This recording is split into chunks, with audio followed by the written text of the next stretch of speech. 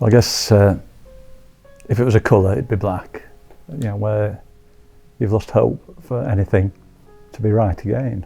Like grief is an intense shock, around initially lots of numbness, very painful both emotionally and physically, so physically feeling pain everywhere. Goodness, no one warned you the physicality of it, how you sort of felt your legs buckle underneath you, how you're sort of pain in the gut. It was just all encompassing really. It's quite a lot of physical things, like a sort of ache, heartache I suppose. Grief was about an emotional shutdown, in that I just felt closed off and completely shut down my emotions. And I also felt quite a lot of grief in that, and guilt as well. It's hard to be brief because there were so many different emotions. Grief was horrid.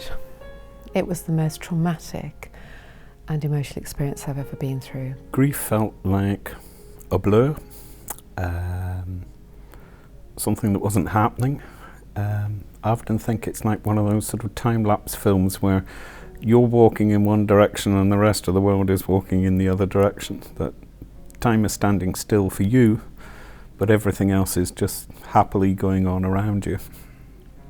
Life just wasn't normal for me, and it was very painful. And I think what surprised me most was that the actual physical pain that I felt. It was, you know, I'd expected something else, but the physical pain was just a real shock. I suppose the main thing is the pain. You know, I've heard the expression heartbroken and not really knew what it meant. But when you lose somebody you love so much, it's an almost unbearable pain. It's pain that's there when you go to bed, and when you wake up in the morning you think it's never going to go away.